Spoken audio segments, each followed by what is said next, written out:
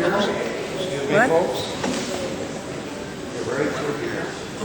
There we go.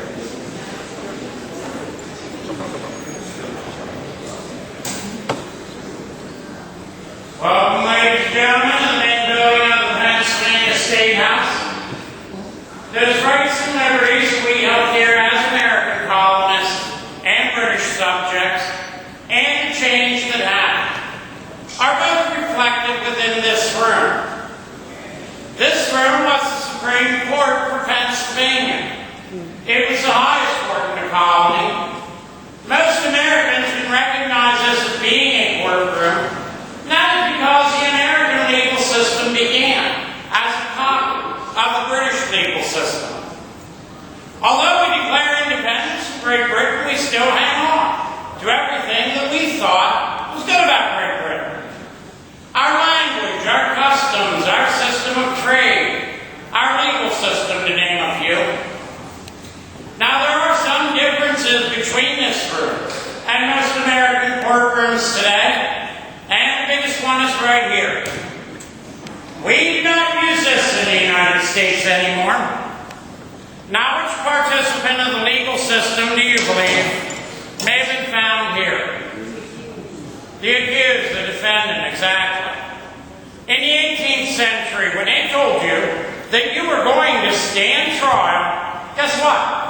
They meant you would literally stand trial and face your accuser. If I were a Pennsylvanian on trial, I imagine a little Brad Billy standing here. But as a British subject, I have rights pertaining to the room. And among them, the presumption of innocence until proven guilty by the evidence presented. I have the right to a trial by a jury of my peers, if I were a white male. And I have the right to a fair and open trial. There are no doors in the courtroom. Anyone can come in at any time and watch the proceedings. Now, I'd like to draw your attention to the painting above the judge's bench.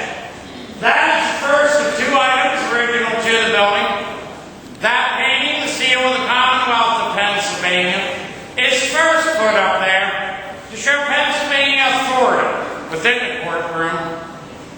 But from the time they began using the building until July the 8th of 1776, there was another symbol of authority that hung there, and it looked like this.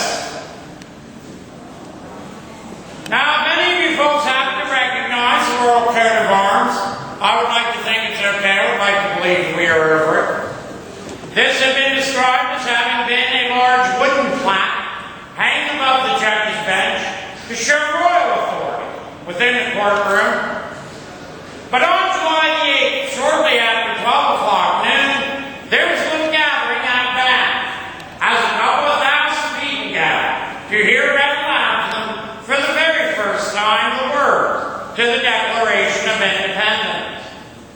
Some of the audience were so inspired by what they heard that they came into the courtroom. They jumped up on the judge's bench and they tore down that large symbol. And what do you think they did with it? Well, first they paraded through the streets in a less than regal manner. Then it, along with other symbols of royal authority, are taken to the city center square, and as you have correctly identified, burned. That tells us a couple of things. First, it shows us the Philadelphia fans have not changed in 234 years.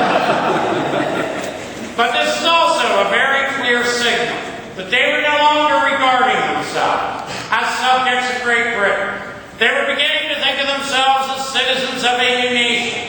That nation was born in the room across the hall. So let's continue over there.